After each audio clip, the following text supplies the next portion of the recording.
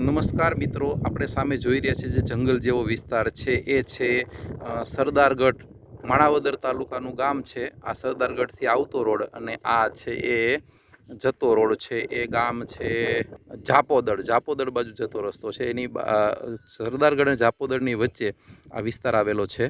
આ છે આ વન જે ઉપવન બનાવેલું છે એનો ગેટ, અને ગેટની બાજુમાં જ આપણે જોઈ શકીએ કે ગૌ સેવા સમાજ સરદારગઢ છે. એ ગૌચર જમીન ત્યારે કરેલ હતી સમયના કારોબારી ટ્રસ્ટીનું નામાવલીનું આખું છે. અને આ એનો ગેટ છે, આ એનું ખેતર છે. અને અહીંયા આ બાજુમાં એક ગેટ છે અને ગેટની અંદર આપણે જોઈ શકીએ છીએ કે અહીં જંગલ જેવો વિસ્તાર આપણને જોવા મળે છે. આ મિત્રો જંગલ જાતે નથી ઉગ્યું, પણ કોઈ એક વ્યક્તિ દ્વારા બનાવવામાં આવ્યું છે. અહીંયા તો બંજર જમીન જ હતી. એક રાજપરા સાહેબ છે, ડેપ્યુટી ડીડીઓ જુનાગઢ જિલ્લા પંચાયતની અંદર કર્મચારી તરીકે કામ કરીને રિટાયર્ડ થયા, અને અત્યારે એ પોતે આપણે સામે જોઈ શકીએ છીએ. નાના નાના બાળકો પણ છે અહીંયા. આજે 5મી જૂન વિશ્વ પર્યાવરણ દિવસ નિમિત્તે સ્પેશિયલ એક વિઝિટ આપણે ગોઠવેલી છે. હવે સાહેબને મળીએ. સાહેબ નમસ્કાર, આપનો પરિચય આપો ને આપણું જે કાર્ય છે એની વિશે તમે અમારા દર્શક મિત્રોને જરા માહિતી આપો સાહેબ. નમસ્તે, મારું નામ છત્રભુજભાઈ ભગવાનજીભાઈ રાજપરા, ડૉક્ટર CB રાજપરા. હું નિવૃત્ત નાયબ જિલ્લા વિકાસ અધિકારી છું. 2014થી નિવૃત્ત થયો છું. આ મારું વતનનું ગામ છે સરદારગઢ, અને હું રહું છું જુનાગઢ. અને અહીં વતનના ગામમાં અહીંયા પણ મારી હાજરી હોય છે. અને આ એક સેવાના કામરૂપે બીજું કાંઈ ન કરી શકીએ તો વતનમાં એક ઋણ ચૂકવવા, જે પર્યાવરણની બદલાતી પરિસ્થિતિમાં આ એક અગત્યનું કામ હમણાં હાથમાં લીધેલું છે. સાહેબ આ વૃક્ષો તો મોટા મોટા લાગે છે, આનું ક્યારે વાવેતર કરેલું છે? આ જે વૃક્ષો આવ્યા છે એને 3 વર્ષ થયા. આ જે છે ને એમાં આ જે બે સાઈડમાં જે છે એ મિયાવાકી જાપાનીઝ પદ્ધતિથી વાવેલ છે. આ બાજુ પણ જાપાનીઝ 5-5 મીટરના પટ્ટા જાપાનીઝ પદ્ધતિથી વાવેલ છે. અને વચ્ચે છે રેગ્યુલર 10x10 અંતરે વાવેલા છે. અને આની અંદર ટોટલ 52 જાતના 6500 વૃક્ષો અહીંયા વાવેલા છે. આ વિચાર મેં 3 વર્ષ પહેલાં હું ને મારો એક ભત્રીજો, અમે બંને અહીંયા રોડ ઉપર ને એક ટ્રસ્ટની મદદથી એણે એક ટ્રસ્ટવાળાએ નક્કી કર્યું હતું કે 100 રૂપિયા આપે તો ઘર આંગણે એક વૃક્ષ વાવી દઈ, અને એને પિંજરા સાથે વાવી દઈ અને એ લોકો ઉછેરે. એમાં મેં એને કીધું કે ભાઈ તમે ગામમાં સર્વે કરી લ્યો. એટલે એ લોકોએ સર્વે કરીને મને કે 185 ઘરે વૃક્ષ વાવી શકાય એમ છે. એટલે મેં બધાના પૈસા મેં કીધું કોઈ પાસે ઉઘરાવ નથી, હું આપી દઈશ, અને બધા ઘરે વાવી દીધા. પણ પછી એવું થયું કે એ લોકો ઘરે પાણી પાતા નહીં. એટલે પછી મેં 1000 લીટરની PVCની ટાંકી લીધી. હું મારો ભત્રીજો બેંગ્લોર છે, અમે બંને ભેગા થઈ. અને પછી એક રિક્ષાવાળી દર અઠવાડિયે એ રિક્ષા બધા ઝાડવાને પાણી પાઈ આવતા. પછી બીજે વર્ષે આવ્યો બરાબર કોરોના. મારા ગામના 3 મહિનાની અંદર 45 યુવાનો જતા રહ્યા. એટલે મને એમ થયું કે એની સ્મૃતિમાં કંઈક વૃક્ષો વાવીએ. એટલે 500 વૃક્ષનું આયોજન કર્યું હતું કે આપણે કંઈક કરીએ અને વાવેતર કરીએ. અને પછી બધા છોકરાઓના ઉપરથી નક્કી કર્યું. ત્યાં મિત્ર મંડળ જે ગામની બહાર જે લોકો છે એ લોકોને પણ આ બધો પ્રેમ ખરો. એટલે એ લોકોને મેં કીધું કે ભાઈ મારે એક આ કામ કરવું છે, તો આપણે આપણા ગામમાં આ ક્લાઇમેટ ચેન્જ કરવા માટેનો એક નાનકડો પ્રયાસ કરીએ. અને કે નાના વાંધો વાવીએ સાહેબ, વાવીએ. એટલે અમે અમારા સ્વખર્ચે સરકારી જમીનમાં આજે અત્યારે આપણે ઊભા છીએ ને ત્યાં પણ એક માથોડું ઊંડા ખાડા હતા, મોટા બાવળ હતા, અને એ બધા કાઢી અને અહીં ગૌસેવા સમાજ એક છે, એની બાજુમાં જમીન ગૌસેવા સમાજને ગૌચર સુધારણા માટે આપેલી છે. આ એનો જ ભાગ છે. એટલે એમની મદદથી અમે આ જમીન હરખી કરી અને આમાં વૃક્ષો વાવવાનું ચાલુ કર્યું. વાંથી ગામથી અહીં સુધી રોડ ઉપર પણ વૃક્ષો આવેલા હતા, પણ રોડ ઉપર આનો ત્રાસ બધો ઢોરનો ન હોય એટલે થોડીક મુશ્કેલી થતી. પછી આમાં બાઉન્ડ્રી બાંધી, તાર બાંધી અને આ 3 વર્ષથી આ ઉછેરી હતી.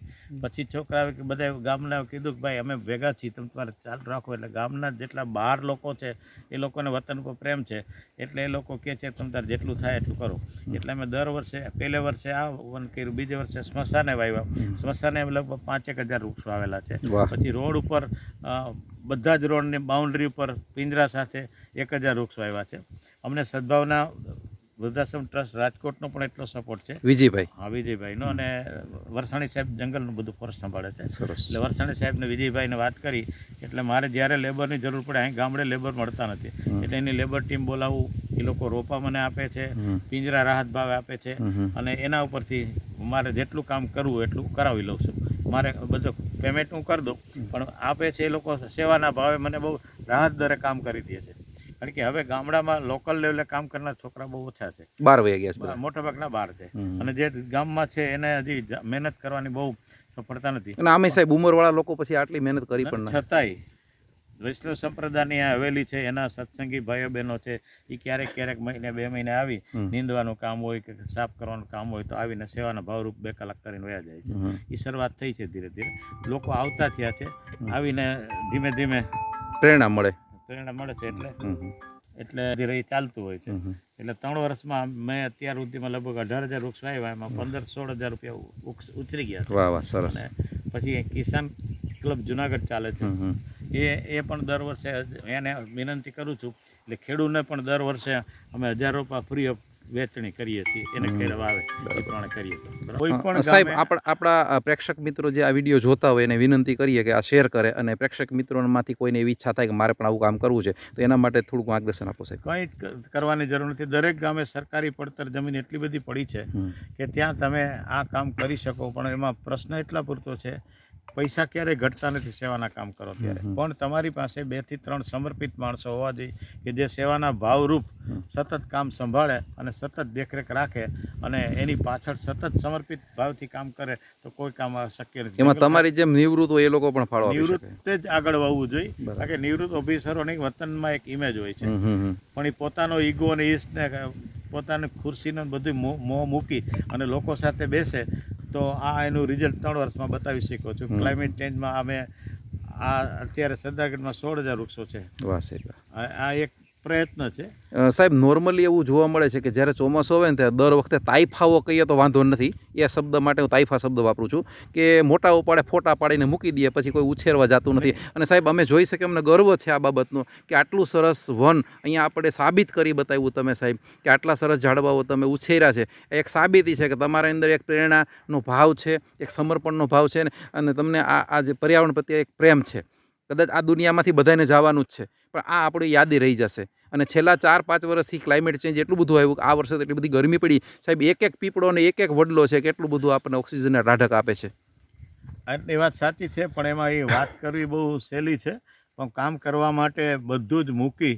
અને હવે શું છે કે ગામડાઓમાં, ખાસ કરીને ગામડાઓમાં હવે મહેનતનું કામ કરનારો વર્ગ ઓછો છે. મોટાભાગના છોકરા બહાર કામે વયા ગયા છે, એટલે ગામડામાં મોટાભાગના વડીલ વર્ગ રહ્યા હોય છે, એટલે અને બહારથી મજૂરો આવે છે, એની ઉપર કામ દેખરેખનારા હવે તમને કોઈ મળે નહીં. તમારે પોતાને જો જાતે સમર્પિત ભાવ તરીકે વતનમાં જઈ અને કામ કરવું હોય તો અશક્ય નથી. થઈ શકે છે બધું જ કામ. જંગલ ખાતાવાળા એટલા વૃક્ષો આપે છે, માર્ગદર્શન આપે છે. તમારી પાસે દરેક ગામે મજૂરોની ગેંગ હોય છે, એની પર તમે ઊભા રહીને કામ કરાવો તો થાય, બાકી તમે હોપીને વયા જાઓ તો કોઈ કામ ન થાય. એની પાછળ સમર્પિત ભાવ તરીકે એક વૃક્ષની, એક બાળકની જેમ ઉછેર કરો, કેર લ્યો તો થાય. હું અઠવાડિયામાં 3 દિવસ અહીંયા આવીને રહું છું, અમે 2 માણસ કામ કરીએ છીએ, અને અહીં મને અમારા જેટલા યુવાનો છે એનો પણ મને સહકાર સારો છે. બહુ સરસ. અને એને કારણે એ લોકો સેવાના ભાવ પર જ્યારે ટાઈમ મળે ત્યારે આટો મારી જાય છે. એટલે ઈચ્છા હોય તો આ બધા સહકાર મળે જ છે આપણને. પૈસા નથી ઘટતા, કામ કરનાર નથી ઘટતા, પણ આપણે હાજર રહેવું પડે. હારવી જોઈએ, નિરાશ ન થવું જોઈએ કે આ કેમ ના આવ્યો. ના આવે તો જય ભગવાન, આવે તો શરમા થવું. બરાબર, એમ કરો તો જ થાય, બાકી ન થાય. ઓકે, સરસ, ખૂબ સરસ સાહેબ. આપનો જે પ્રયત્ન છે આપણા દર્શક મિત્રો સુધી, પર્યાવરણ દિને આ બધા ટાબરિયા આવ્યા છે. જો આ ટાબરિયાને પણ પ્રેરણા થશે કે ભવિષ્યમાં આજે જોયું તો કાલ સવારે એને આ વિચાર અંદર, દરેક ઘરે જઈને એક ઝાડું વાવજો, કાંઈ ન હોય તુલસી કેરો વાવજો. હા, તુલસી 24 કલાક ઓક્સિજન આપે. આ પીપળો અને વડલો છે એ પણ ઓક્સિજનની ભરમાર આપે છે. આ પીપળો તો 24 કલાક આપે. 300 પીપળા, 300 વડલા, 300 પીપર, 300 સેતુ, 300 ઉમરા, એમાં બધા ગોઠવેલા છે, અને આ બધા એમાં મિયાવાકીમાં મિક્સ છે બધા. બરાબર. બધાથી 50 જાતના વૃક્ષો છે આમાં. અને પક્ષીઓ માટે સારું ને, ફળ આપશે માટે જ કર્યું છે. આ ટેટાઓ આવશે, સેતુર આવશે, તો બાજુમાં તળાવ છે એટલે પાણીનો પક્ષીઓને પ્રશ્ન ના આવે. પક્ષી માટે જ આપણે કર્યું છે. સર, ખૂબ ખૂબ આભાર સાહેબ આપનો. અને અમને આશા છે કે આ વિડીયો જોનાર દરેક પ્રેક્ષક મિત્રો સામે પ્રેરણા લઈ અને પોતપોતાના વતનમાં, પોતપોતાના ગામની અંદર. મીડિયામાં ઓછો જાઉં છું. નહીં સાહેબ, મીડિયામાં જવાનું આપણે એવો કોઈ શોખ નથી, પણ આપણે એક સારું કામ કર્યું છે, બીજાને પ્રેરણા મળે એટલે આપણે પ્રસિદ્ધિ માટે આ મીડિયામાં નથી જતા. પ્રસિદ્ધિ માટે નથી સાહેબ, આપણી એક ભાવના છે કે લોકોને પ્રેરણા મળે કે આવું થઈ શકે, અને આપણે તો સાબિત કરી દીધું છે ને. આ જો એને ખબર પડી મારો ભત્રીજો અહીં સુધી હા, આવ્યો. આ ભાઈની ચાલો પરિચય, આટો આ ભાઈનો મારો પરિચય. ભત્રીજો છે. અચ્છા અચ્છા, ઓકે ઓકે, ચાલો જોઈએ, આટો મારીએ આપણે. તો હવે તમે